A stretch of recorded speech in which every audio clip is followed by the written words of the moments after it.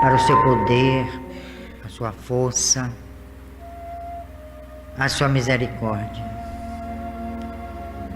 Que Ele nos proteja do mal, ampliando o nosso discernimento.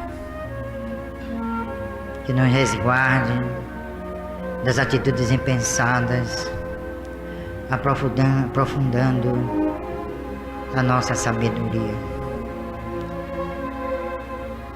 Que possamos estar em sintonia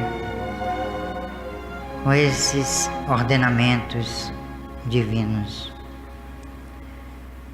e vibremos por aqueles que sofrem, que estão nos hospitais, nas sarjetas, estão passando por qualquer crise moral, material, e que percebam que a vida na matéria é curta. E por que tanto conflito, tanta aflição? Já não basta o temor da morte?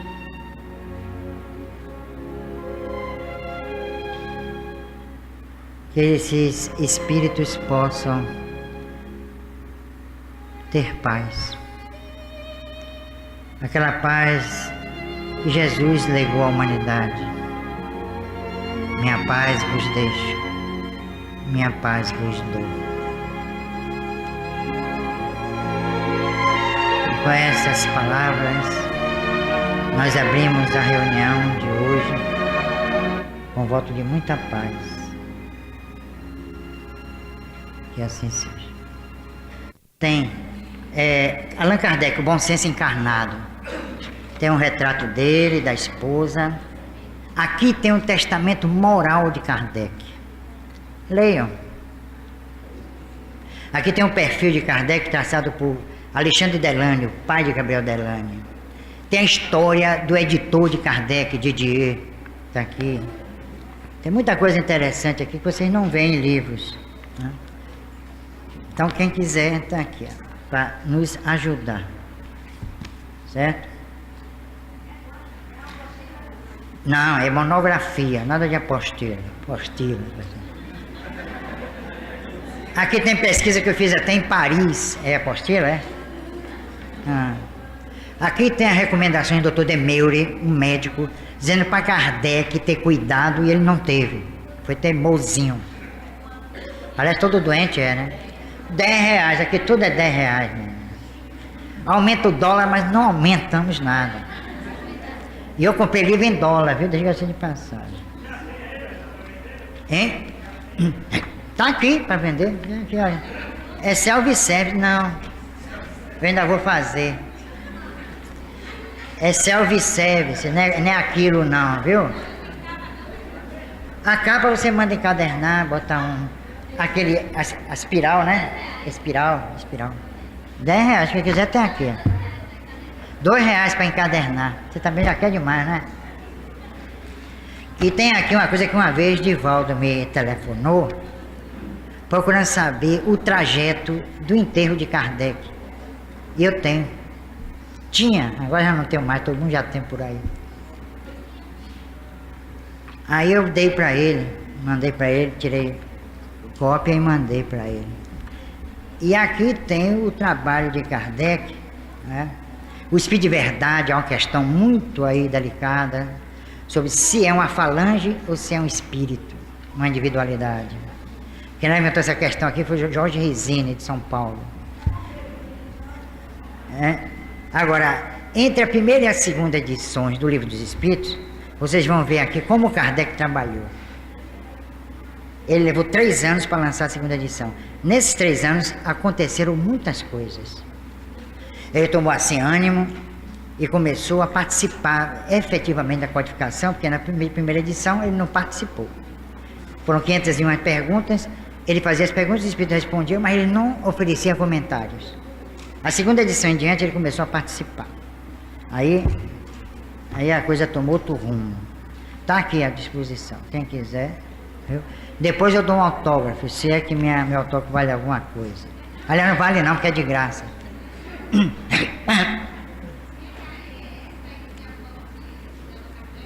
Tem a foto de Allan Kardec. Ah, tem? Então pronto. Tá vendo? Você nem se lembra que tem. Né? É porque não leu.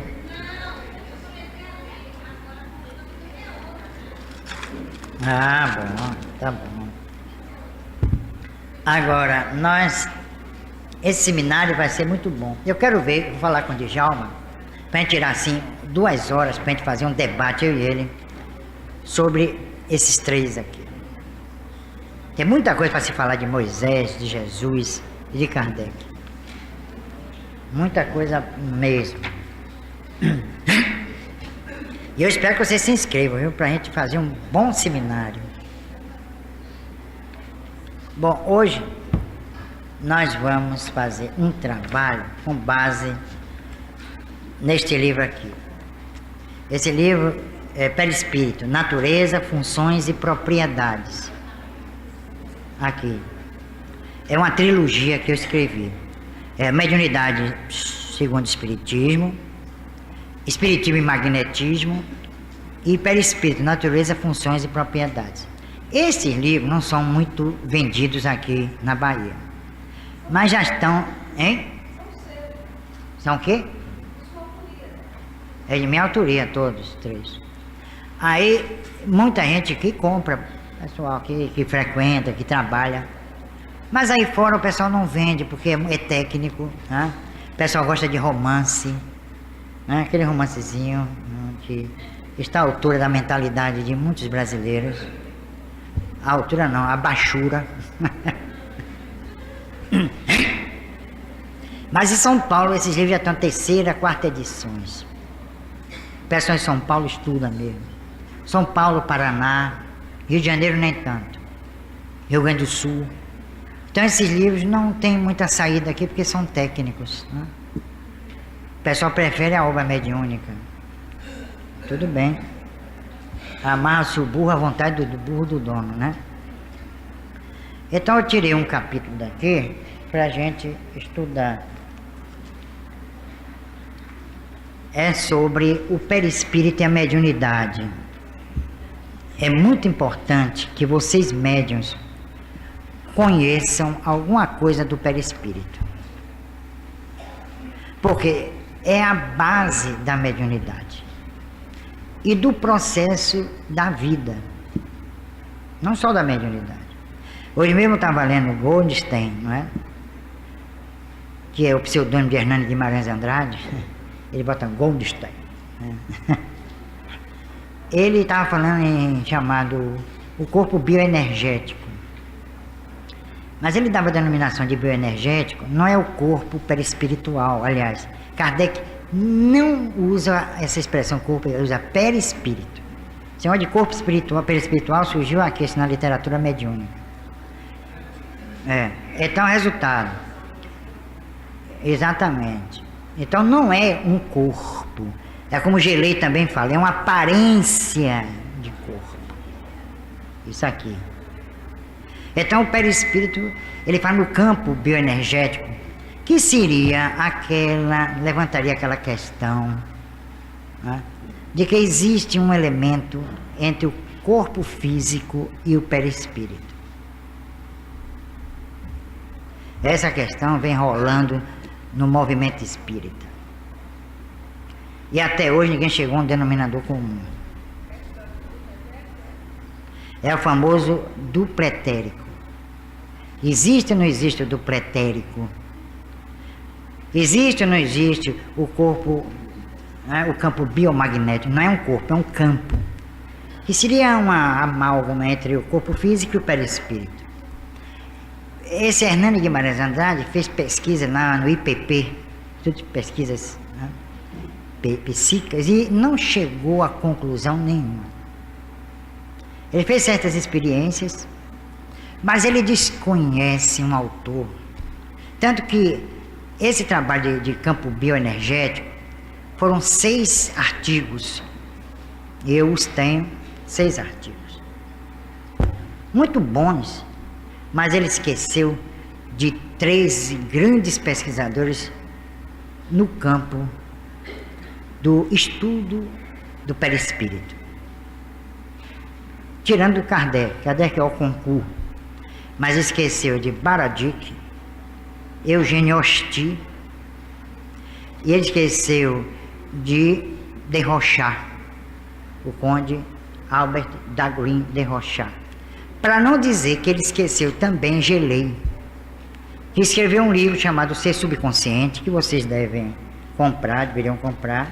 É uma tradução da Federação Espírita Brasileira, por sinal, uma excelente tradução. E lá, o Gelei, né, se aprofunda no estudo do perispírito. É claro que não se pode dizer que esses estudos são conclusivos, mas que esses autores oferecem subsídios preciosos para que nós tenhamos um conhecimento, pelo menos satisfatório, das funções perispiritais, é claro que sim. Então, nesses 6 artigos, ele pôs lá uma bibliografia muito boa, uma bibliografia até certo ponto, né, extensa. Ele, por exemplo, incluiu na sua bibliografia, deixa eu ver se eu tenho aqui. É porque quando eu vejo assim livros que eu ainda não tenho, eu tomo nota. Aí eu tenho um amigo que vai de vez em quando em Nova York né? E vai comprar para mim. Pelo menos ele vai se virar lá, não é? Eu estou olhando para ele aqui. É a Reencarnação e a Biologia. É um livro de Ian Stevenson. Vocês já viram falar em Ian Stevenson? Que escreveu 20 casos sugestivos de reencarnação. Quem já leu aí 20 casos sugestivos de reencarnação? Você já leu? Olha aí, tá vendo como está faltando estudo? Falta estudo, minha gente. A gente às vezes encontra relatos sobre reencarnação, mas é uma coisa muito hipotética. Então, esse livro aqui, Reencarnação e Biologia, é de Ian Stevenson. Ele foi lançado em 1997, foi em Nova York. Agora, tem um livro que Ian Stevenson deve ter se inspirado, que é o de Alfred Russel Wallace, o Êmulo de Darwin.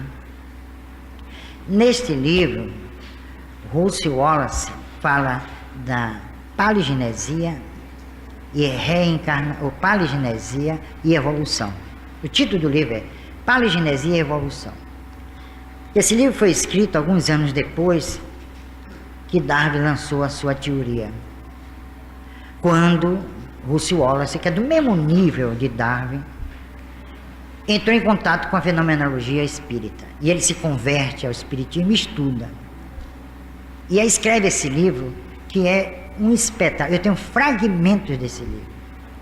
Que tese fantástica de Russel Wallace sobre a reencarnação e a evolução. A tese dele se parece com a de Gelei, com seu psicodinamismo. Parece mesmo. Gelei é mais, se aprofunda. Russel Wallace é mais cauteloso. Mas de qualquer maneira ele oferece assim uma contribuição fantástica ao estudo da evolução, que tem como fulcro o processo reencarnatório. Então, nós de espírito precisaríamos estar estudando isso. Isso devia ser parte, isso que eu estou dizendo aqui, sem nenhuma presunção, devia ser parte de um congresso, de um seminário, um debate sobre o perispírito. Porque pensa que os temas espíritas já agora tudo é aquela fantasia. O estudo mesmo eu não encontro em seminário nenhum. Eu olho assim as semanas espíritas por aí, não vejo nada. Os congressos, nada. Isso é lamentável, sabia dessa? Como se tudo já tivesse sido estudado e não precisa mais estudar, está tudo bem. Agora vamos cuidar do nosso autoconhecimento. Que eu já sei tudo, já conheço tudo. Veja, o homem não enxerga um palmo diante do nariz. Quer se conhecer. Enquanto eu estiver encarnado, eu vou combater isso. A inteligência emocional. Veja só, um livrinho desse, objeto de um trabalho em congresso espírita. Eu vou escrever algumas paródias aí. Já vou escrever Jaca na Varanda. Né? Ou então girimum no alpendre. E burrice emocional, que eu estou com vontade de escrever. Para ver se alguém se toca, minha gente. Aí o que é que tem ali? Nada. Não tem nada, não. É um absurdo o que estão fazendo com o espiritismo na Bahia e no Brasil. Isso eu falo aqui, falo na televisão, eu falo em qualquer lugar, não tenho medo de ninguém. Outro livro também, efeitos biológicos e magnéticos, né? Efeitos biológicos e magnéticos no campo, né, perispiritual. Eles não deram esse nome, mas a tradução é essa, é de Madeleine Barnot. Madeleine é uma mulher que escreveu o campo chamado Self, né? Então esse campo chamado Self é um estudo ligado ao campo bioenergético de que fala Hernani Guimarães Andrade. E nós precisamos estudar isso? Claro. Senão a gente não vai saber, por exemplo, o princípio da interpenetração psíquica, como fala Herculano Pires. A interpenetração psíquica, o que é? É a incorporação. Como se dá a incorporação? Aí ele diz assim, bom, é a assimilação do perispírito do encarnado com o desencarnado, tudo bem. Mas como se dá essa atração? Essa interação entre os dois, né, perispíritos? Que mecanismo é posto aí em ação? Como o espírito se toma conta dos centros nervosos, ou do sistema nervoso central? E aí falam em hipotálamo, falam em glândula pineal, fala hipófise, lá. É muito bonitinho, mas ninguém até hoje me disse como se realiza a incorporação. Eu ainda não vi um autor, nem espiritual, nada.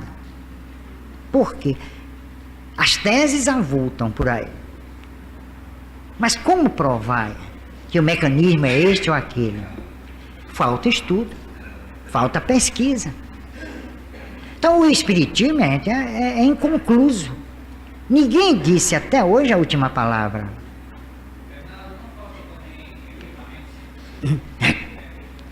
Olha, Hernani Guimarães Andrade, ele criou uma aparelhagem e que muita gente usa essa aparelhagem. Eu até vou entrar em contato com ele, que eu me dou com ele, ele gosta muito de mim, por sinal. Eu vou falar com ele sobre isso. Eu tenho algumas plantas, vamos dizer assim, alguns esquemas de aparelhagens, que eu vou fazer o meu centro de estudo aqui, ó, com aparelho e tudo. E eu tenho também uma coisa que eu acho que ninguém tem no Brasil, o primeiro exame histológico do ectoplasma. Eu sei o que é o ectoplasma. Existe um exame histológico do ectoplasma.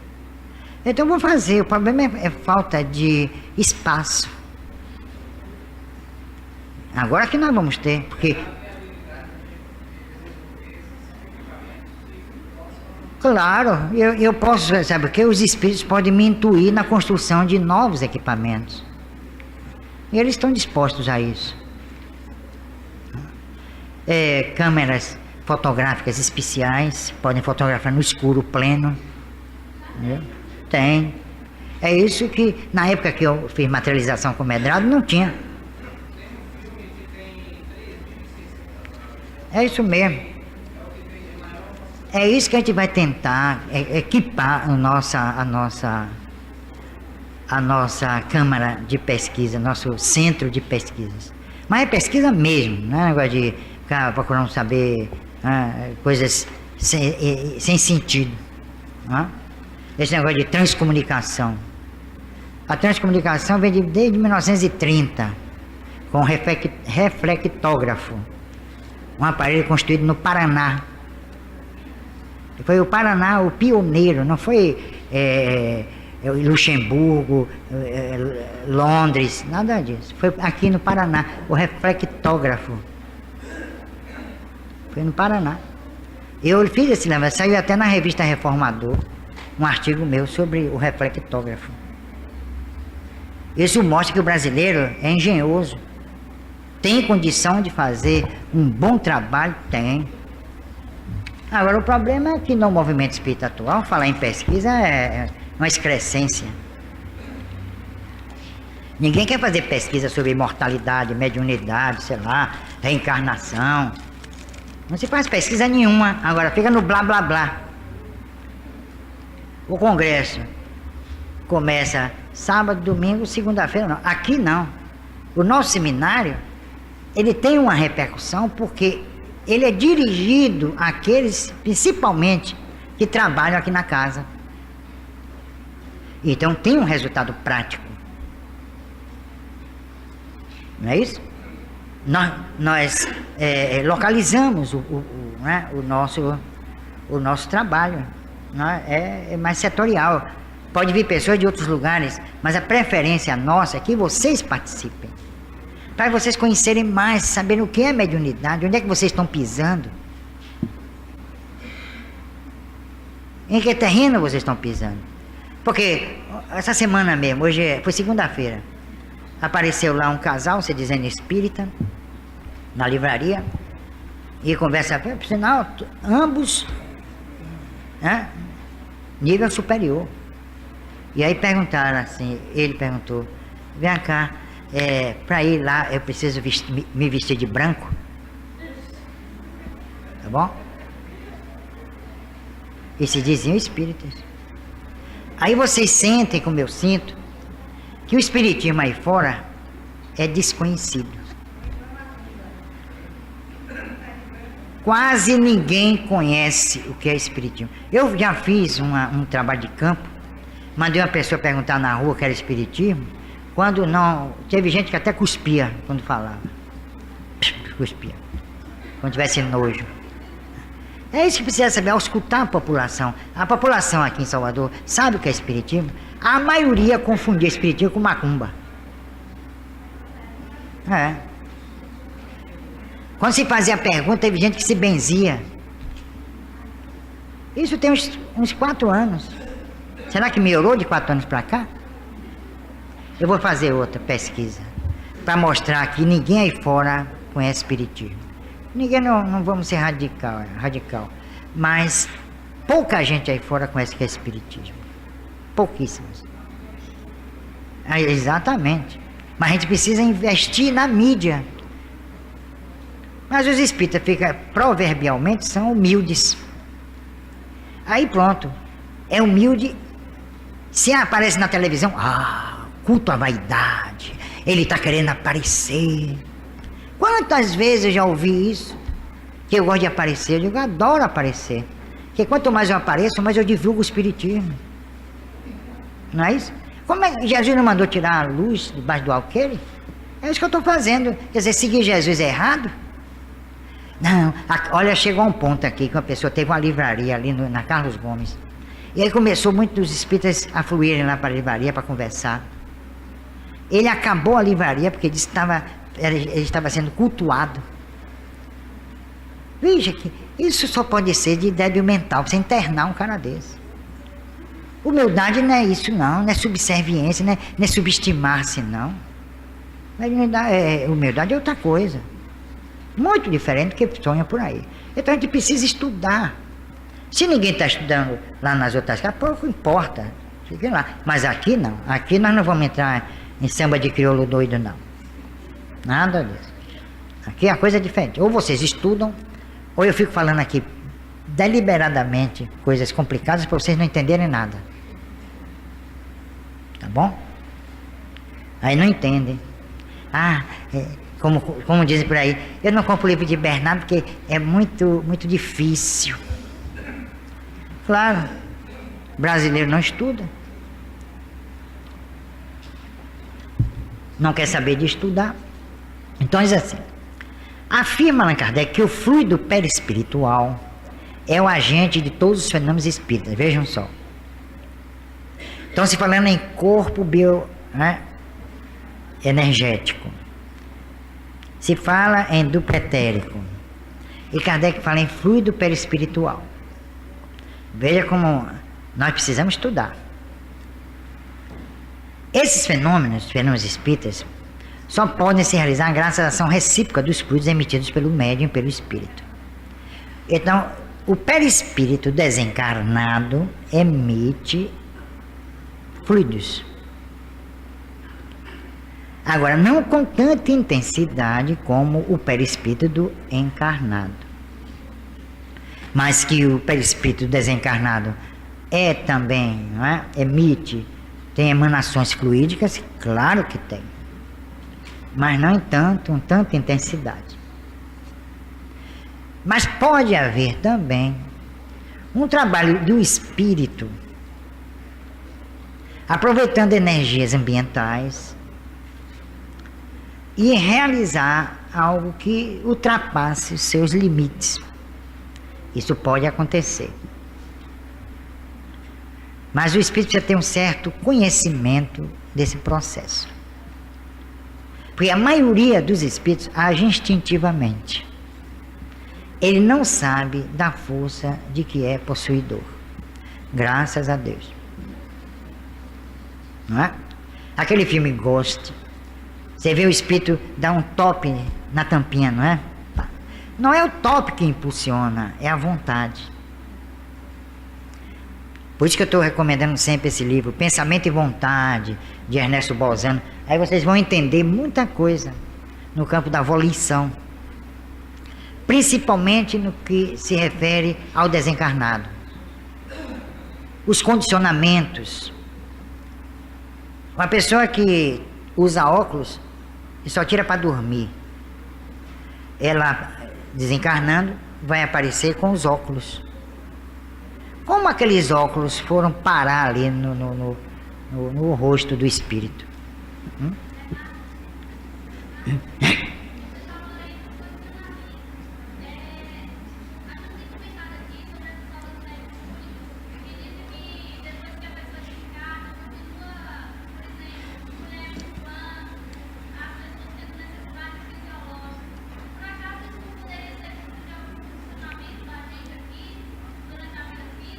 Olha, uma coisa é o condicionamento, outra coisa é a realização do fato. A realização do fato, não. Porque se fosse assim, os espíritos também ficavam grávidos. O que significa menstruação? É um período que...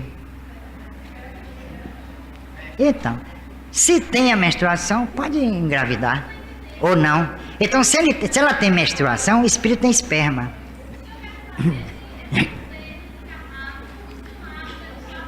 Mas o condicionamento tem limite de acordo com a situação onde ele está. Ele pode pensar até que está vivo. Um dos maiores condicionamentos do espírito é pensar que ainda vive. Segundo, ele entende do processo vida. Aí é que está. Então esses condicionamentos são profundos. Agora, tem algo que Gelei chama atenção. Quanto ao problema do condicionamento, ele fala na continuidade biopsíquica. Mas é uma continuidade biopsíquica que não vai acarretar para o espírito certos procedimentos ao nível daqueles que ele experimentou quando estava encarnado. É aí que a coisa começa a tomar outro rumo. Porque lá no livro aí famoso diz que os espíritos não podem beber água porque tem vontade de fazer xixi. Isso não é condicionamento. Onde é que ele vai achar água para beber? Ele vai condicionar a existência de água? Ele vai criar, ele tem essa força de criação tão poderosa de criar determinados elementos do plano físico. Isso é diferente da força do hábito, do condicionamento baseado em fatos que dizem respeito à sua personalidade. Agora, quando um espírito vem de lá para falar que lá espírito tem menstruação, isso é uma maluquice. Isso não. Então a Johnson vai um dia abrir um escritório lá, uma fábrica. Não é não? O espírito também usa camisinha, daqui a pouco vão dizer isso, não é? É. E que em determinado ponto do planeta, as pessoas devem ter cuidado em passar, porque pode vir uma chuva de... não é? Não é não? Então as coisas, eles confundiram esse pessoal que vai editando essas obras.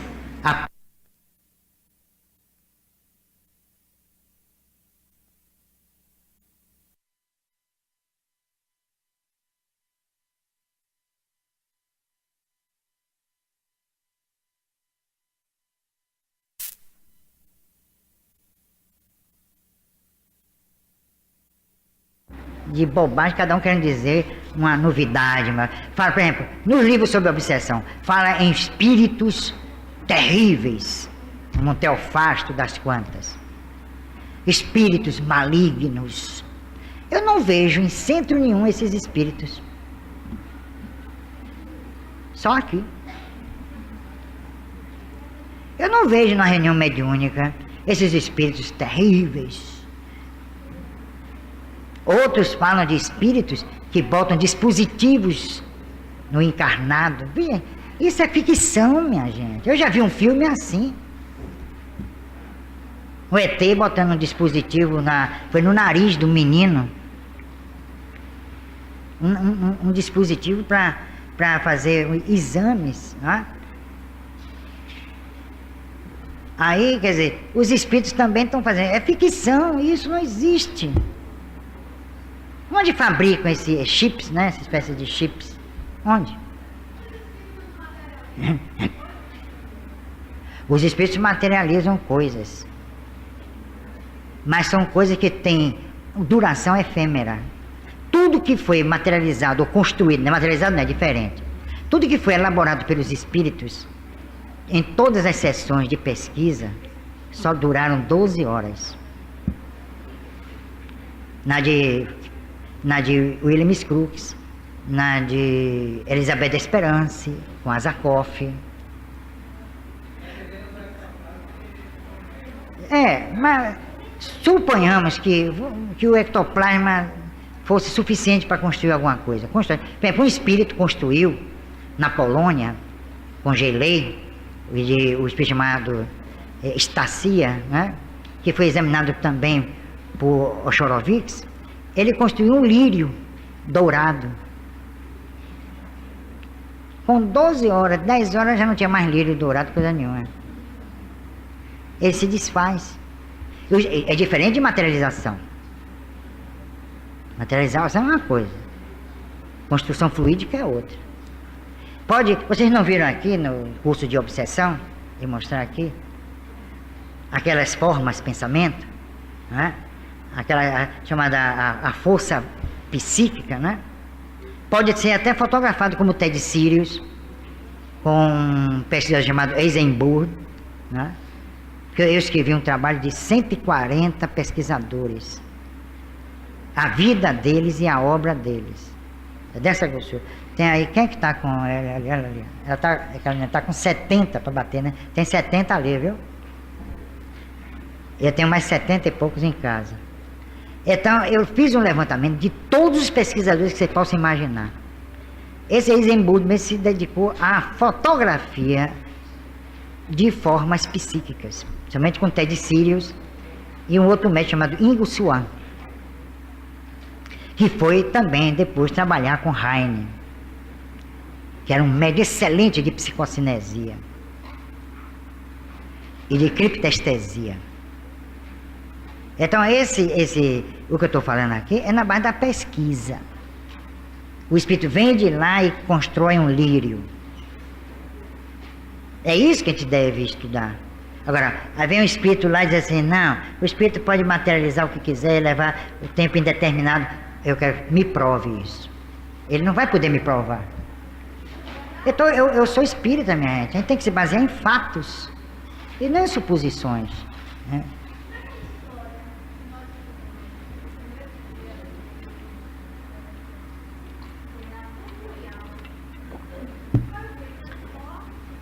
Foi transporte,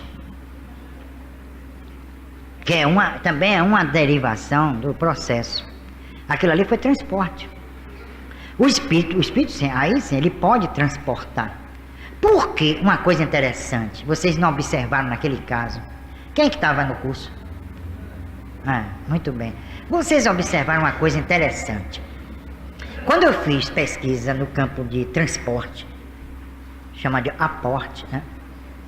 De fora para dentro, de ambientes fechados, o espírito mandou tirar qualquer pontinho, mesmo tênue, de luz. Tinha que ser um escuro absoluto. Aí nós entramos no escuro absoluto. Esse transporte do punhal foi transposto para o escuro absoluto da câmara frigorífica, onde estava, daquela gaveta, onde estava o corpo. Ele fez dali a câmara e o transporte se realizou. Tá vendo? Esse é um detalhe que passou assim despercebido.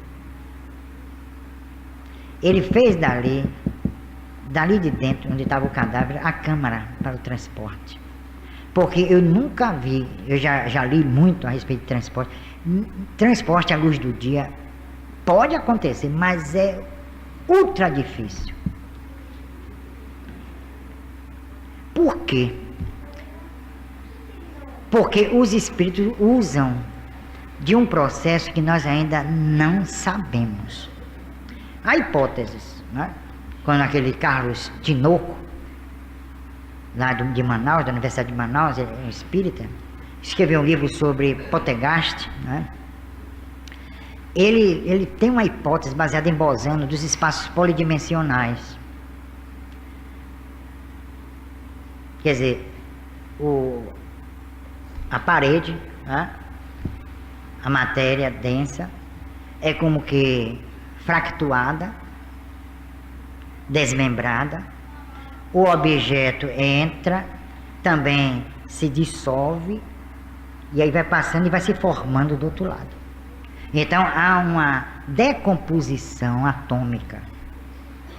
Isso nós encontramos num livro, se vocês quiserem, compre esse livro, um caso extraordinário de desmaterialização.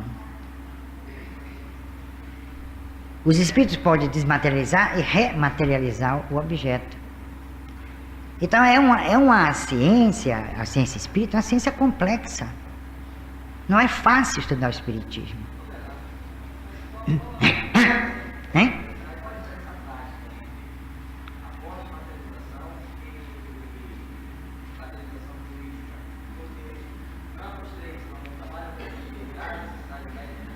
Olha, eu estou falando de pesquisa de laboratório. Então há necessidade dos médios.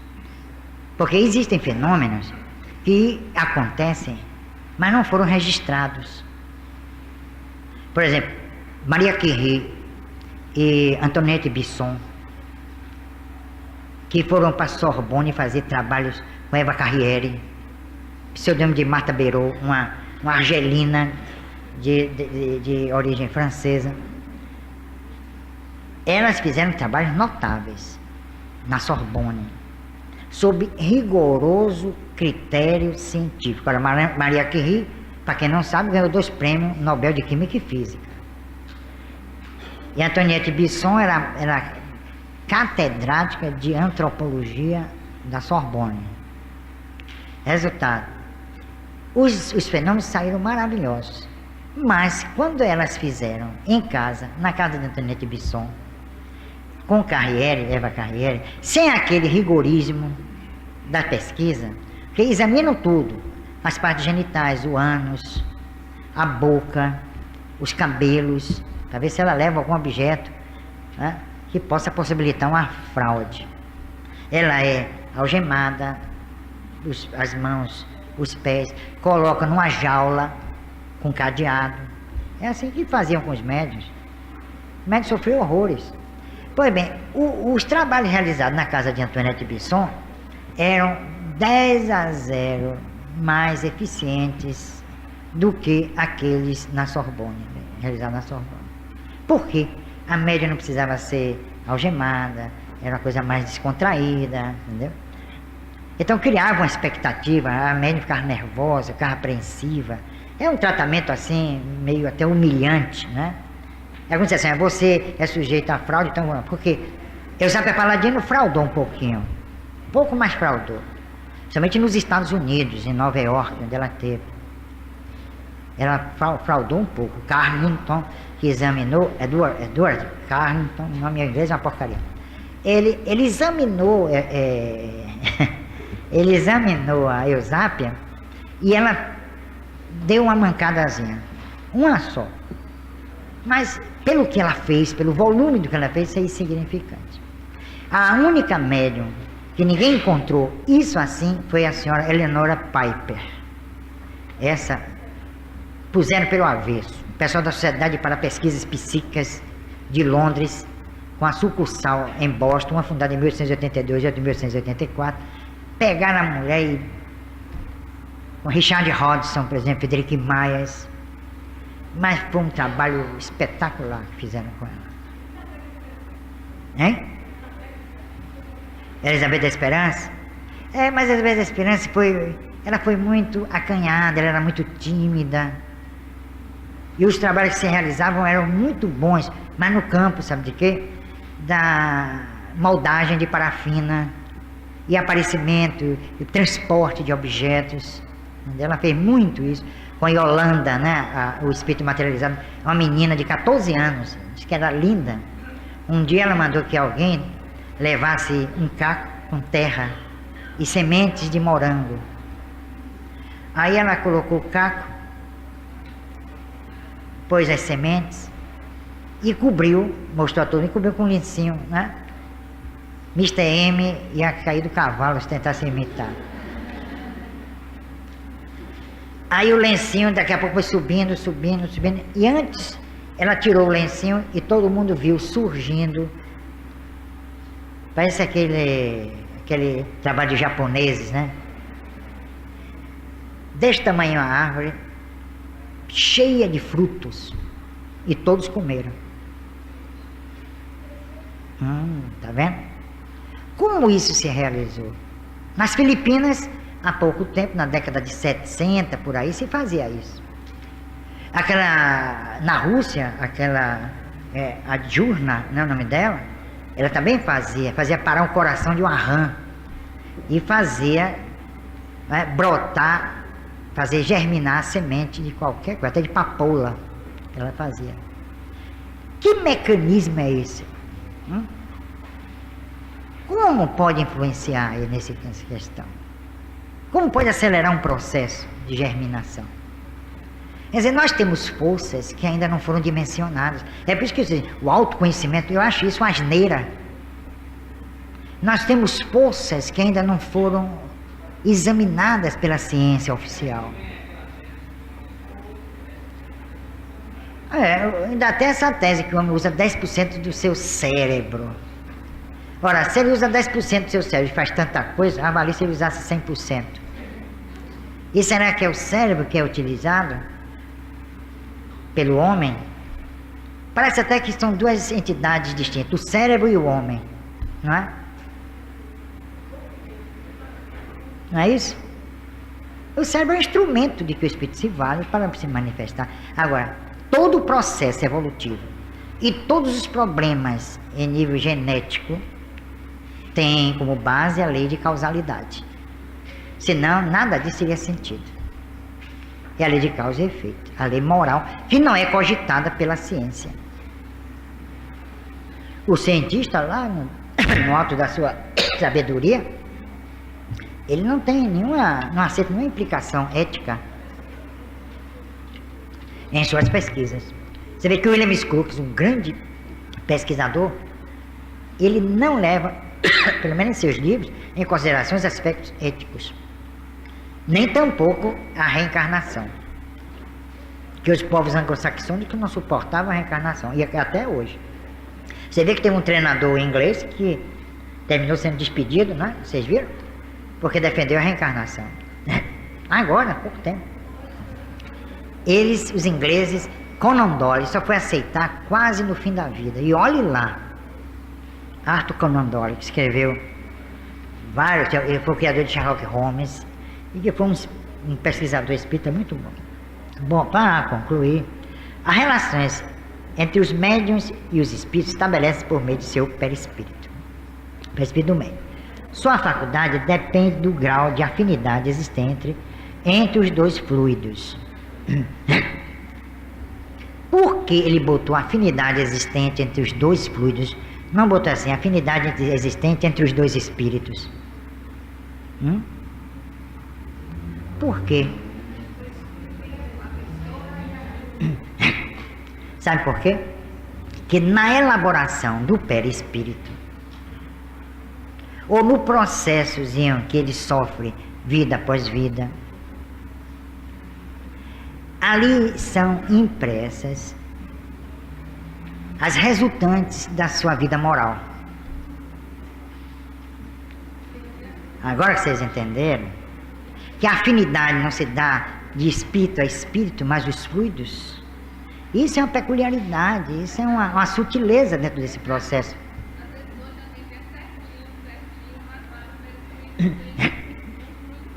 Já ouviu falar em arquétipos, tal, essas coisas. Então, o perispírito é o espelho moral da alma. E como ele plasma o corpo físico, ele é o modelo organizador, sob o comando do espírito, ele organiza seu corpo com processos, né, ligados ao crescimento moral do espírito. É mais ou menos por aí. É por isso que surgiu um aparelho na França chamado TEP, que é uma tomografia através de pósitrons, diferente da tomografia que vocês veem aí nos hospitais, e que ele já pode detectar a presença do perispírito, examinar toda a aura e determinar a doença antes que ela aconteça no corpo físico.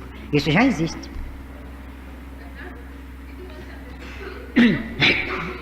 É?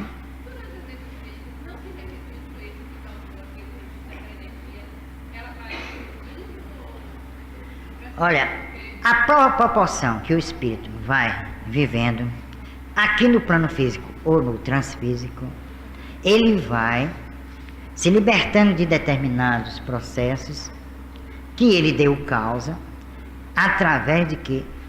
Através do resgate. Através desse... Olha, é uma coisa, para mim, espiritismo é a ciência de todas as ciências. É pena que não esteja estudando o espiritismo.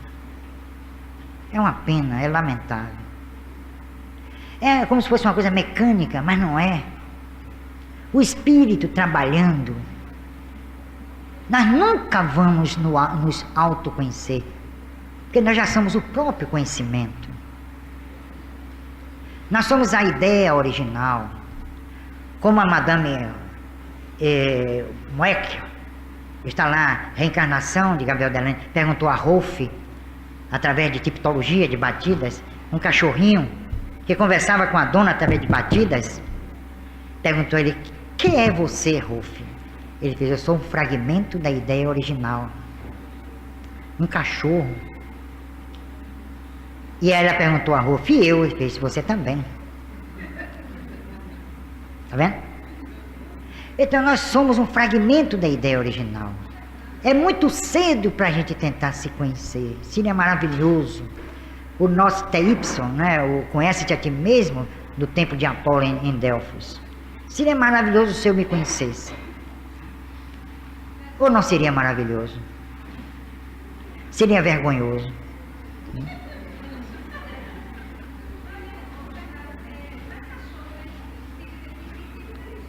Exato. Não falou em tipologia. É porque o cachorro tem uma inteligência desenvolvida, mais do que sonha a nossa vã filosofia. Aí você faz o seguinte: você compra meu livro,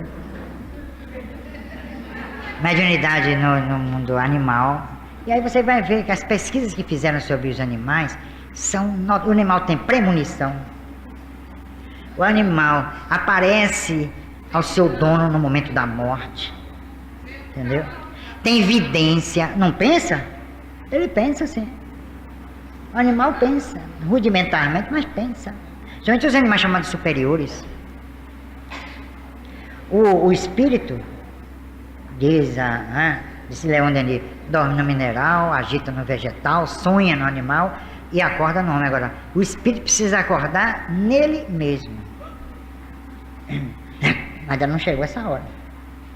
Os animais têm manifestações inteligentes, insuspeitas. É uma coisa fantástica. E também tem uma coisa, ele é condicionado. Eu tenho um livro de Harold Sharp, materializações de animais, sessões específicas para materialização de animais. Eles demonstram um conhecimento além da nossa imaginação.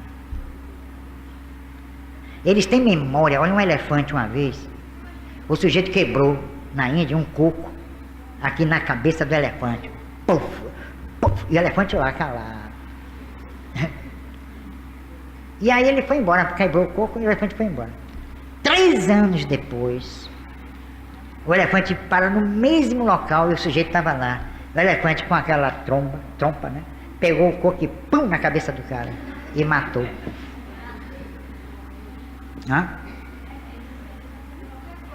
Há animais que praticam suicídio deliberadamente, quando o dono morre, por exemplo. Então, se ele comete o suicídio, ele tem uma noção de vida parecida com a nossa. Morreu, tudo acabou, pensa o cachorro. Nós temos pensamento de cachorro. Ou o cachorro tem pensamento de... Isso mostra que para os animais não há muita diferença. Está vendo aí? Isso daqui a gente precisa pesquisar, como Cleve Blackster pesquisou as plantas. No meu livro chamado O Túnel à Luz, que muita gente não conhece em Salvador, eu botei um capítulo lá sobre a consciência nas plantas.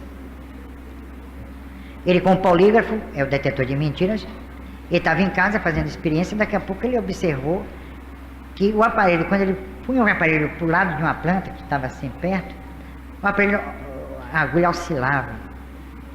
Ele aí prestou bem atenção, pegou uma tesoura e foi para cortar o galho de uma planta. Olha, o ponteiro ficou assim, ele recuou. Aí ele foi novamente e fingiu que o ponteiro ficou no lugar. A planta, entre aspas, sabia que ele estava fingindo.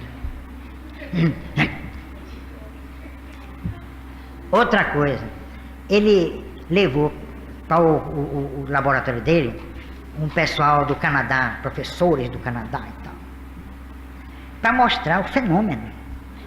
Mas, decepção. As plantas ficaram mudas, feito um peixe. Nada, ele empurrava o aparelho nela, nada. E daí ficou, mas o que aconteceu mesmo? Aí o pessoal saiu assim, dando de ombros, pensando assim, ele é maluco, né? Aí, quando saíram, ele chegou, ficou olhando assim para as plantas, mas não é possível. Aí pegou o aparelho, quando pegou, funcionou. Ele ficou intrigado. Ele descobriu depois que aqueles homens trabalhavam com dissecação de vegetais. As plantas sabiam que eles eram assassinos. Que matar a planta é um assassinato. Não é só questão de ecologia não, viu? Vocês leiam o Comandante Darger e leiam os trabalhos de um fisiólogo chamado Claude Bernard, que é o pai da fisiologia moderna, não é tanto Charles Richer. Claude Bernard, ele faz um trabalho espetacular mostrando uma coisa interessante, somente nas plantas nobres. Existe também uma gradação dentro de todos os reinos. Eu não estou aqui baseado em Gobineau nem Chamberlain, que deram base ao nazismo, não, pelo amor de Deus. Mas que existe uma gradação em todos os reinos, existe. E isso se deve à evolução, porque a evolução causa as desigualdades. A base das desigualdades é a evolução, não é isso? As desigualdades têm como base a própria evolução. Um exemplo, um carvão de pedra. Ele leva milhões de anos para se transformar no diamante.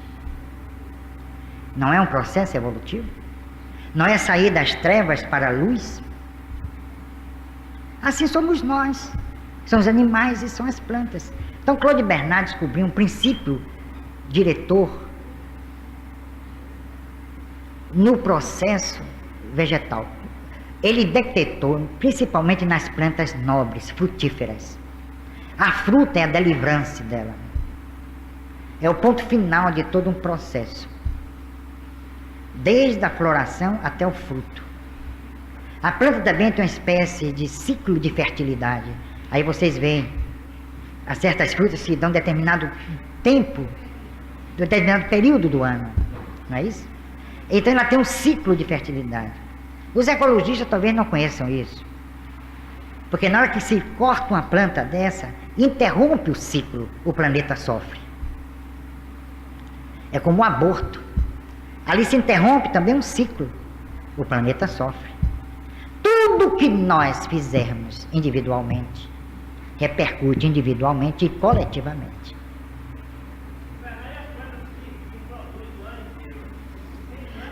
Mas está agora, melhor ainda.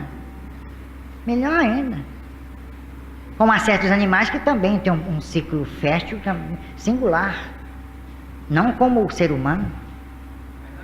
E essas plantas que têm período de fertilidade, olha, eu tenho um trabalho de lírios da Amazônia e de determinadas flores amazônicas em que ela tem o órgão genital da mulher perfeito. Existe a sexualidade nas plantas, eu tenho um trabalho sobre isso. Nós vamos dar aqui, hein? Sexualidade nas plantas. Tá? Ela é fertilizada. Na hora que o beija-flor, né, a abelha, aqueles seres começam, ali é um processo de fertilidade, é como se ela estivesse sendo sexualmente usada. Hein? Olha, esse trabalho é notável mesmo. Hein? Não fala em pardal, mas pardal é uma coisa séria, né? Olha, a gente precisa estudar, mas não é cultura inútil, não. Isso diz respeito ao espiritismo, claro, o espiritismo fala de evolução em nível global.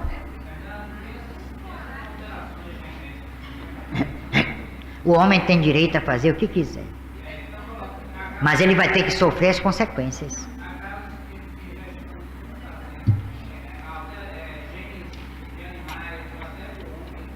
Ótimo.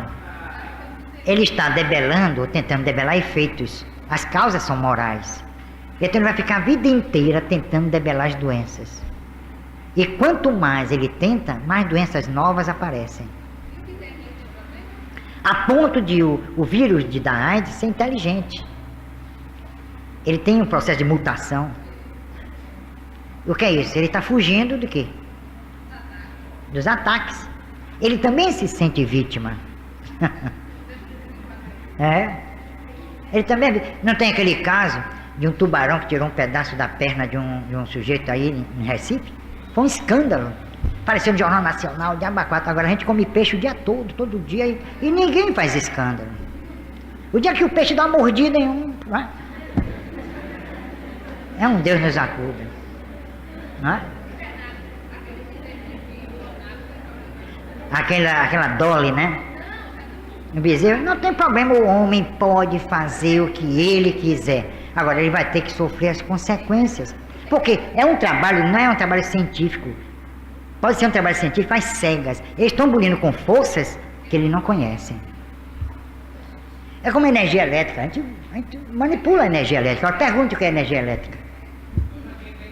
Porque é o átomo. Mas o que é o átomo? Uma vez eu vi um menino, assim, meio prosaicamente, chegar para o pai e perguntar assim: papai, o que é água? Aí o pai fez: é H2O. E o que é H2O? É a água. O que é água? Foi uma boa pergunta, né? Então nós espíritas precisamos estudar a vida planetária. Primeiro a vida planetária. Por isso que de uma forma distorcida e burra, Moisés tentou mostrar como Deus estabeleceu a vida planetária. Não foi como Moisés descreveu. Ali é muito simplório. Primeiro o planeta se preparou, depois nós surgimos. E tudo que existe no planeta é para beneficiar, engrandecer o homem. Fazer com que ele permaneça neste plano. É o oxigênio, são os alimentos, os vegetais, os animais.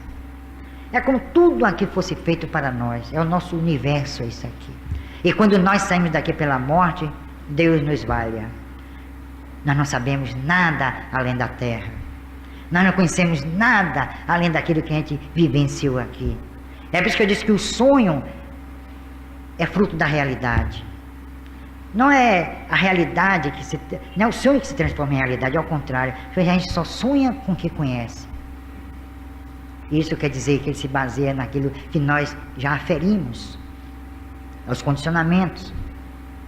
Então nós não sabemos ainda o planeta em que vivemos, nós não conhecemos a sua origem, nós não sabemos de onde realmente somos procedentes. Eu sinto muito, mas Kardec não escreveu a doutrina espírita para brasileiros. Aí os brasileiros, sabendo disso, instintivamente escreveram a sua própria doutrina espírita, de acordo com a sua mentalidade tacanha e de acordo com a sua inteligência curta.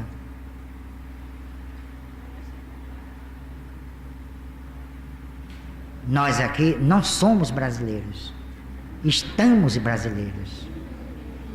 Por isso que eu digo isso com toda a desenvoltura, porque eu não estou ofendendo vocês, nem me ofendendo, não é?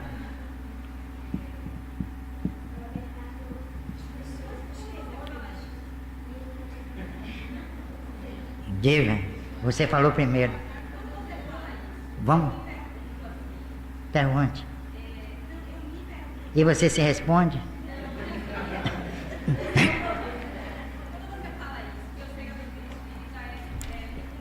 Elitista. É, claro. Muitíssimo.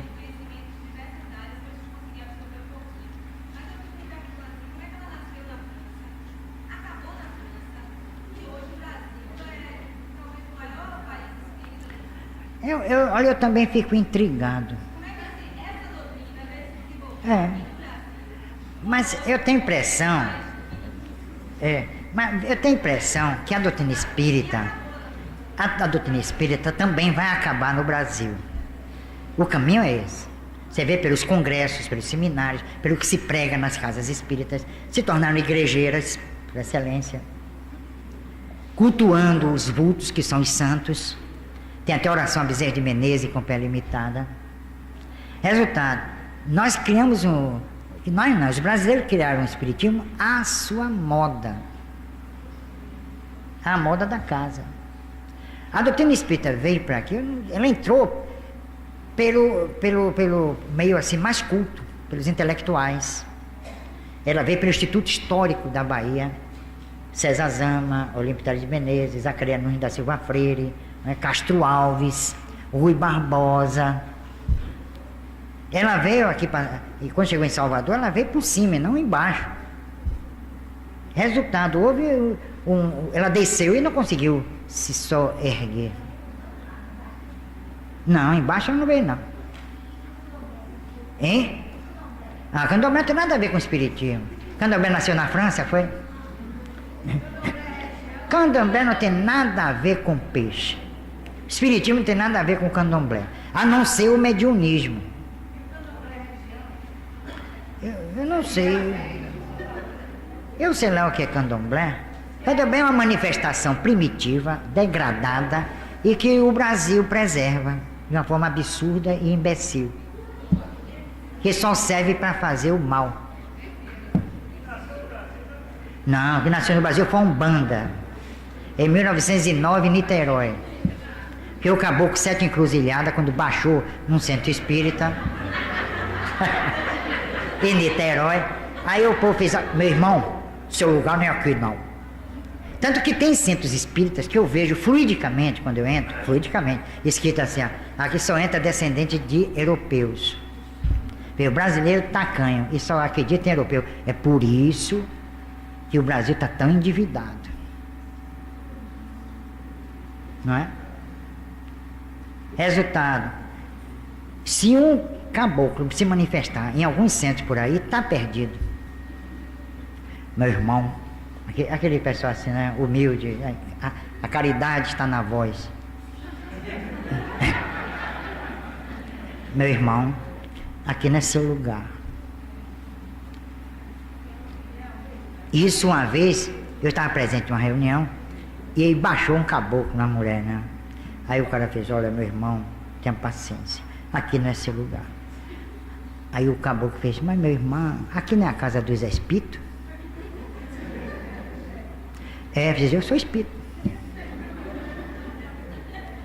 E agora, como é que ele vai sair dessa? Eu fiquei de lá olhando para ver o que é que o cara fazia, né? Foi o que ele fez? Ele insistiu para o caboclo sair. Aí ele disse, olha, você está me expulsando de minha casa. Essa casa é mais minha do que sua. E aí se transformou e deu uma lição fantástica a todos. E o Espírito diz, eu vim para experimentar, para ver se vocês realmente têm condições de trabalhar com os espíritos. Porque pode vir um espírito ignorante e a obrigação de vocês é aceitá-lo e fazer com que ele se reeduque. É essa a obrigação de vocês. Como eu faço aqui. Quantos médios vieram aqui de candomblé?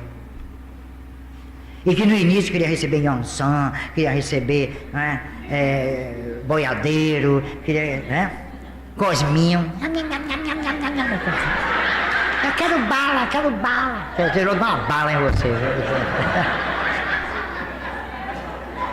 Não foi isso? Então, hoje, eles se mudaram, eles se transformaram. Houve uma reciclagem. Eu acho que é isso que a gente deve fazer. Não é pôr para fora, que negócio é esse? Não, meu irmão, aqui nessa reunião, não, porque, veja que maluquice. Agora, deixa entrar uma opção de porcaria, cromoterapia, e aí lá vai, opção de besteira entrando. Aí pode entrar, para deturpar o espiritismo. Hein? Cromoterapia, não é? Mas espírito de candomblé merece todo o respeito. É um condicionamento ali, ele pensa que é incriado, e não é. Eu dei um curso, eu vou ver onde é que está, a metafísica dos cultos africanos. Vocês vão ver como se parece com o catolicismo. Por isso que o sincretismo deu certo. Vamos embora partir, porque senão a gente vai ficar aqui, vocês ficam fazendo perguntas, depois vocês saem tarde e vão dizer que eu fui o culpado.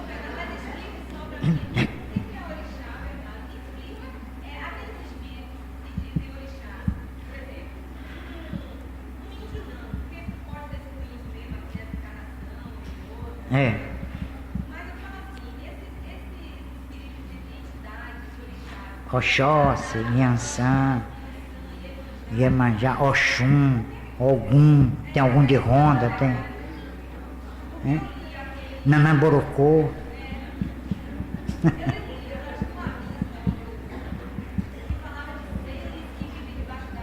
Ranieri, Rafael Ranieri. O problema é o seguinte, é uma questão cultural. É uma questão mais de cultura, como por exemplo na Grécia. Não tinha um Olimpo grego? Não tinha? Os deuses gregos? Cada deus é até ligado a um aspecto da natureza, Netuno, tal, não é isso?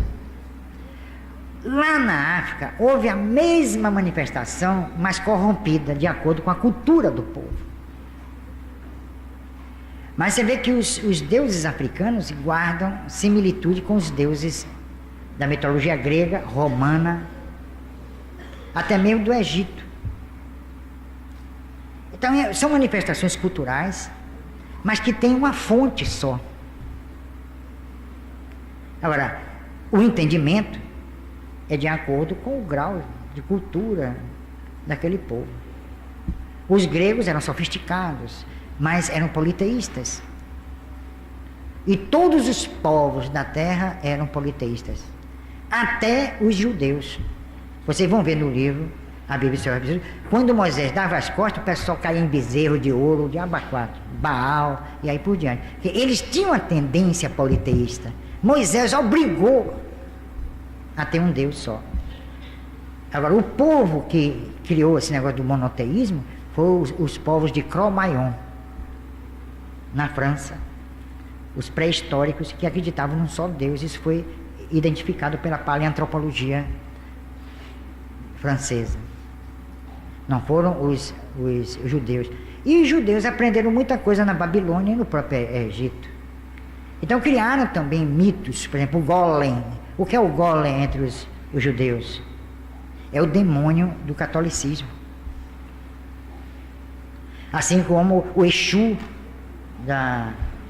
que também é um orixá. A história de Exu é linda até, viu? Eu estava estudando.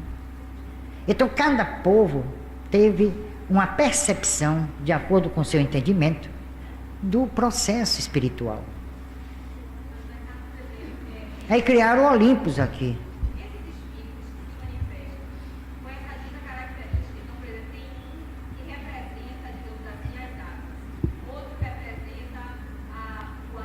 Os fenômenos da natureza. São. Claro, não tenha dúvida.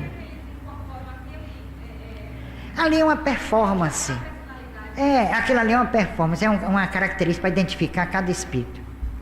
A ponto de cada espírito tem um ponto de música, principalmente em reunião de giro. Canta, daqui a pouco ele aparece. Não, nada de inconsciente coletivo. Isso aí é meio até atribuído a Jung, mas não é de Jung. É como se assim tivesse um patrimônio, consciente coletivo, inconsciente coletivo, é isso. Depois de tantas gerações, se criou um patrimônio de conhecimento que certas pessoas teriam acesso. Aí falavam línguas estranhas, isso para derrubar os fenômenos espíritas. E um espírita chegou lá em Faustão, coitado, Faustão ali, um pouquinho limitadinho, gordinho, mas limitado. Aí um espírito chegou e disse que era um processo do inconsciente coletivo. Eu falei, veja, que maluquice. Na hora que fala inconsciente coletivo, nega a reencarnação. Nega a evolução individual e coletiva. Mas dentro de um plano diferente. Esse negócio de inconsciente coletivo, isso é uma asneira. Existe o karma, é diferente, não confunda as bolas. Karma, não existe nem karma. Karma é uma palavra sânscrita que tomaram emprestado para o espiritismo. Karma é inflexível, é diferente de lei de causa e efeito. Se existe o processo coletivo de expiação e provas, é porque nós agimos individualmente em direção à coletividade. Eu não falei aqui da planta? Quando nós cometemos um crime, nós aviltamos a ordem divina.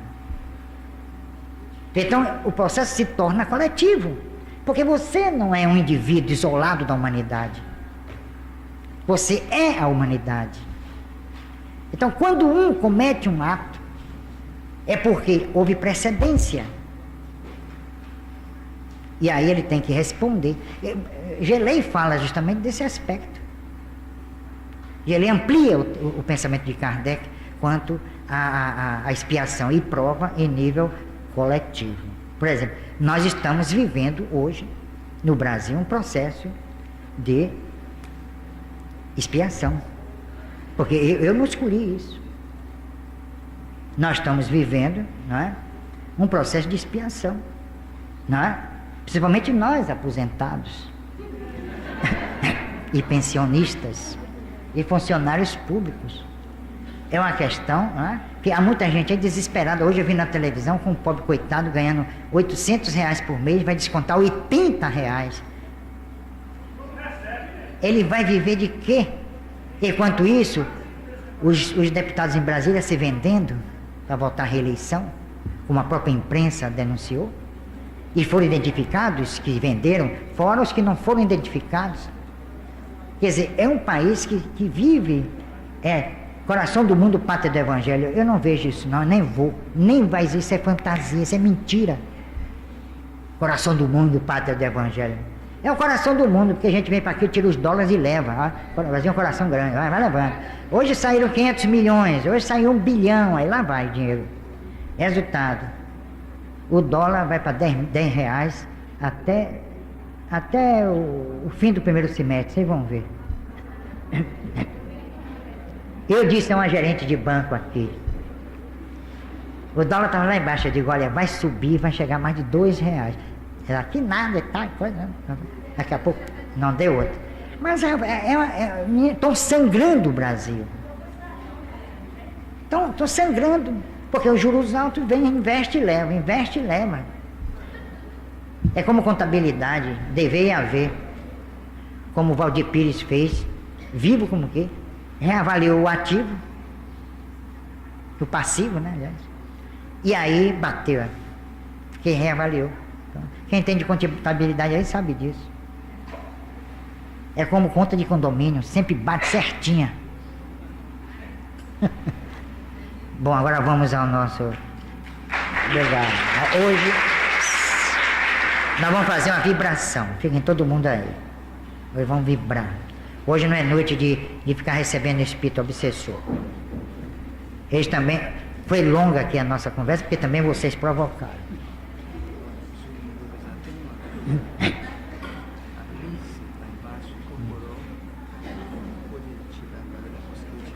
Dá um soco no ouvido dela. Traga ela aqui. Então vamos fazer silêncio. Não, diga hoje que não vai ter, não.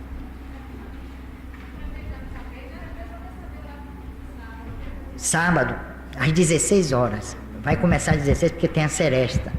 Então, das 16 às 18 horas de sábado. Vocês venham, eu vou mostrar aqui a vocês os vários instrumentos de que as pessoas se utilizam para entrar em contato com os obsessores. Então, eu vou fazer a mesa girante aqui, uma mesa pé de galo. Vamos ver uma prancheta e a ouija. Então, nós vamos ver esses instrumentos, se não forem bem trabalhados, é foco de obsessão. E o copo. Então nós vamos fazer mesa girante aqui para vocês sentirem o perigo que é a comunicação com os espíritos. Não é fácil. Espírito é gente. E como nós sabemos, lidar com gente é difícil. Não é? Isso é fantasia, o espírito tem. Mas no tempo que eu estava lá com o Djalma, ninguém estudou isso não.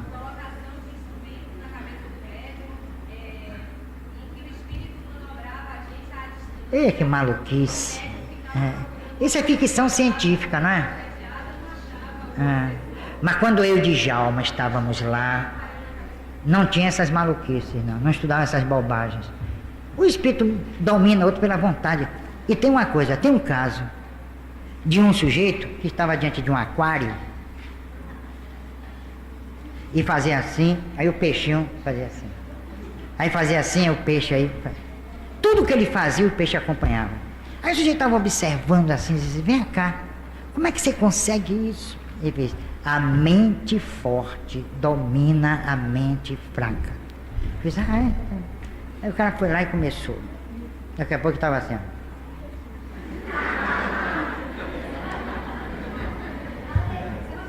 Não?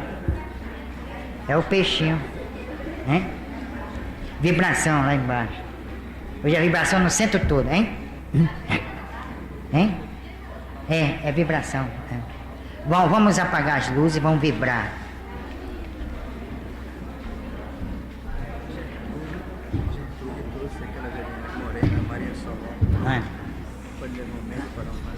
Não, tudo deitar aqui. Não, digo hoje que não tem tratamento aqui. Vamos fazer silêncio. Vamos tentar sossegar nossas almas. Deixa ela aí deitada que os espíritos vão trabalhar com ela. Bota aí deitada. Não, deixa aqui deitada. O espírito trabalhando é melhor, vocês estão acostumados a... Está aberto 9h30. Sim, você tá. Depois a gente vai conversar, porque eu estou fazendo vibração, senão dá... No final, quando você sair, você conversa. Não, vai, a gente vai conversar só.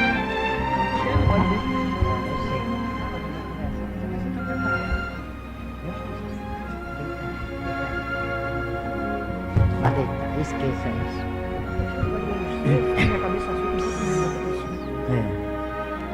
Bom, vamos fazer silêncio. Mas não é aquele silêncio dos lábios fechados, cerrados, mas aquele silêncio íntimo. Pelo menos vamos tentar, não é fácil. Porque nossa alma vive sempre em tumulto, em conflito. E a própria vida estimula, incentiva, alimenta esses conflitos da alma, que vem em busca de paz e infelizmente encontra a guerra. Uma verdadeira guerra que se estabelece na sociedade. Uma sociedade nihilista, uma sociedade cujos valores são eminentemente mutantes,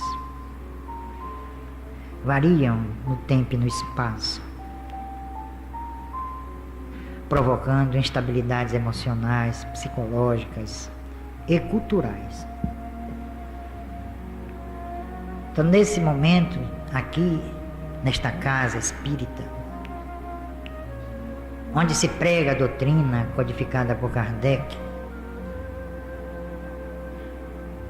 que é um sucedâneo do próprio trabalho de Jesus, nós podemos encontrar paz, mas não aquela paz que refugia e depois se apaga, aquela paz transitória. A paz de que estamos falando é aquela paz de que Jesus falava: minha paz vos deixo, minha paz vos dou. É a paz da consciência despertada para a realidade ontológica da vida, para a realidade do ser, agindo consciente, depois de estudar, de pesquisar, como nós estamos fazendo, o processo existencial. Nós sabemos, nós espíritas, sabemos, não com profundidade, mas o suficiente. Nós sabemos que é a vida. Sabemos que somos seres reencarnados. Somos pré-existentes à vida atual. E que nós vamos continuar existindo. É um contínuo.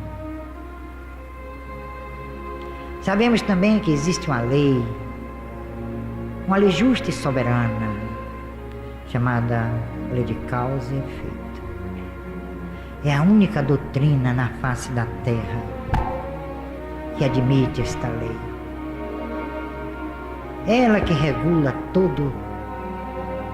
todos os desatinos humanos. Regula, oferecendo ao homem a oportunidade de reabilitação, de recuperação. E o instrumento maior da lei é a reencarnação. Depois, e pela reencarnação, a dor, o sofrimento, a aflição. Por que sofremos? Por quê? Por causa dos vírus e das bactérias?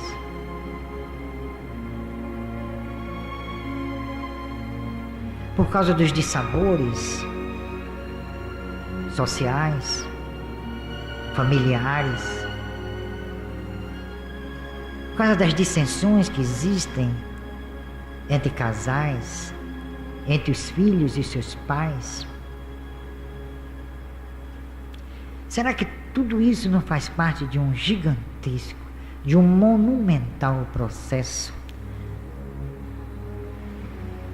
perfeitamente organizado por Deus, a fim de que o ser que Ele criou adquira finalmente em passado, em futuro ignoto, a consciência da sua realidade cósmica? É aí que a vida se justifica, é aí que tudo se esclarece.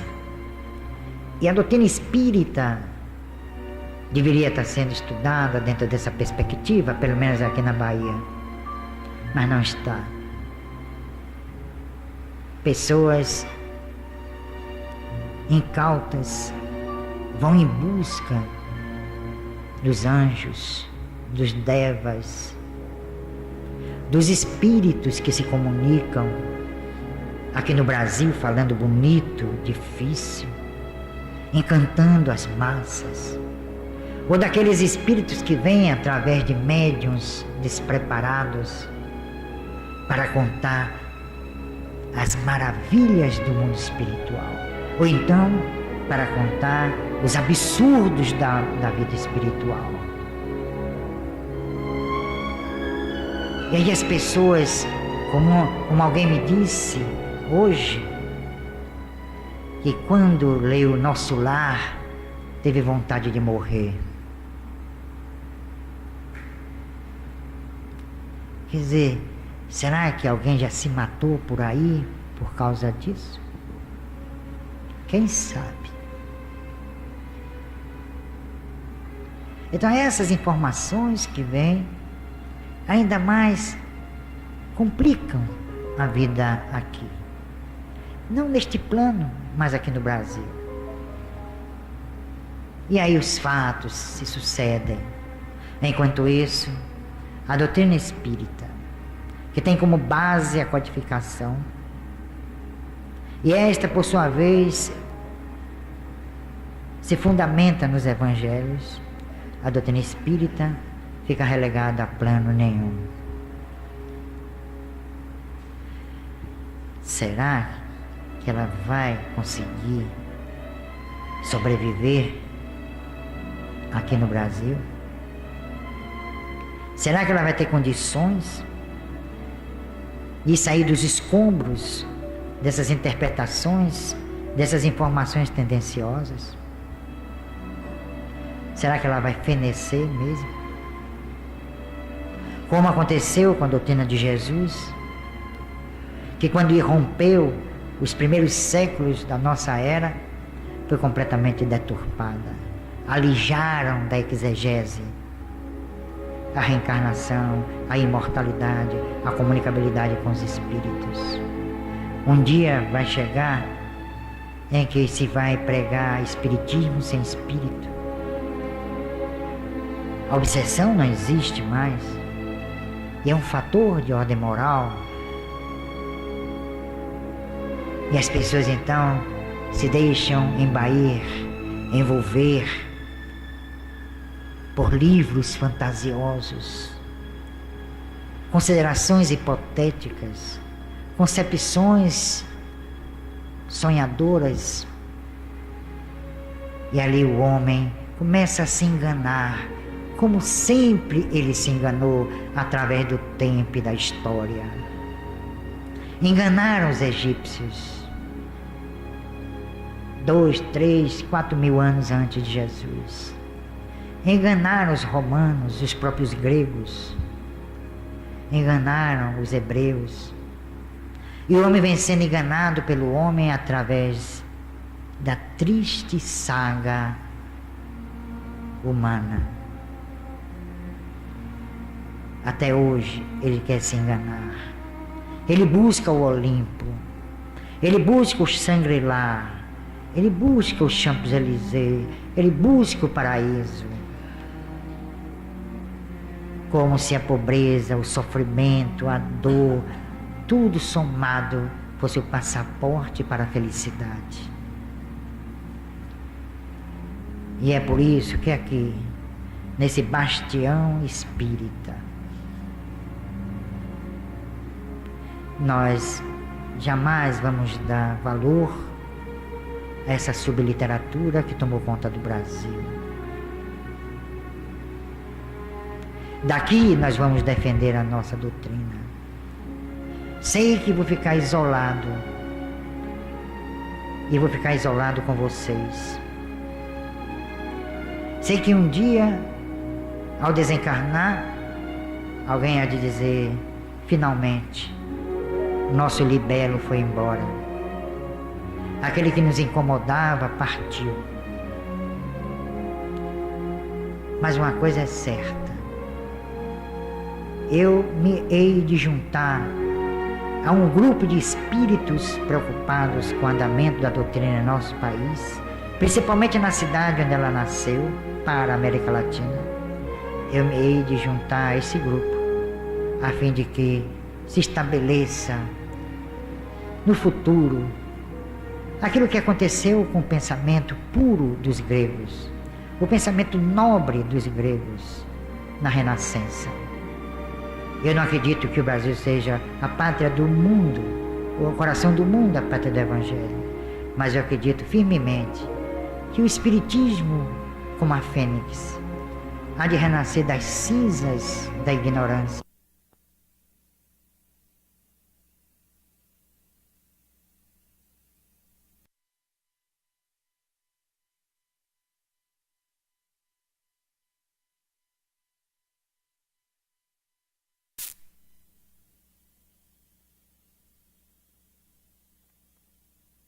Os homens,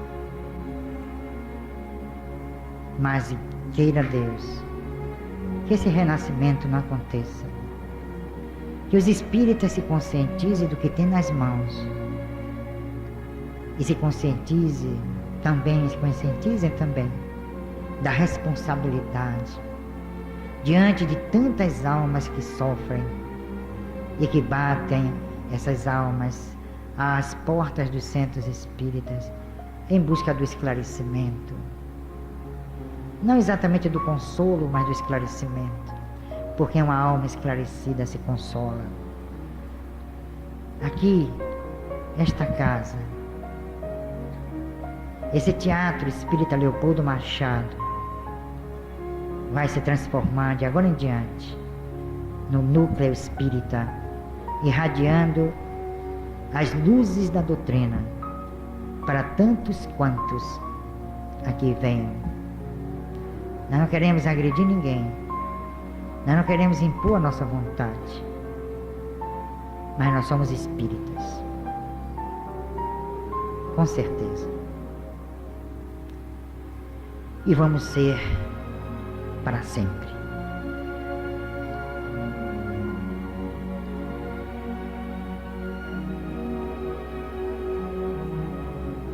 Pensemos no nosso Mestre Jesus, na sua peregrinação tão rápida por este plano de sofredores. Que Ele seja conosco e nós sejamos com Ele através de sua mensagem. Que possamos pôr em prática aqui dentro e lá na sociedade. O verdadeiro cristão é aquele que se esforça para agir conforme os evangelhos.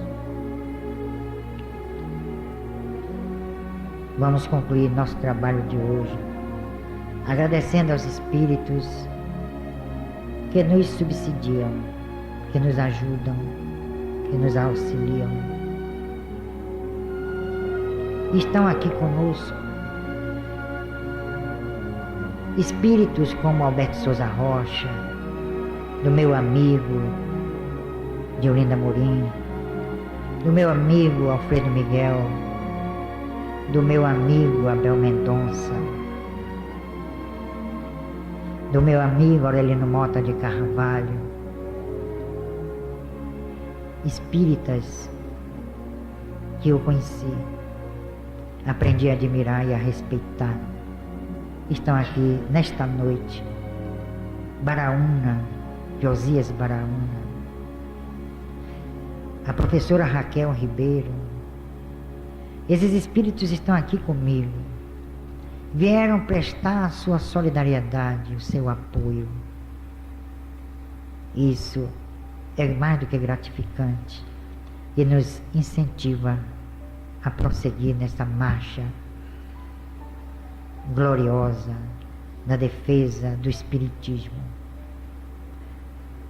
Kardec defendia o Espiritismo, Leon Denis defendia o Espiritismo, Caíba Schutel defendia o Espiritismo, e mais do que todos, e ao lado de Kardec, Leopoldo Machado.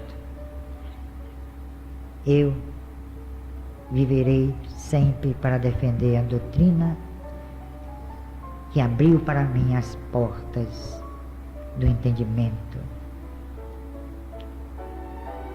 E essa defesa se transforma, melhor, é base da minha gratidão e do meu amor ao Espiritismo. Que assim seja.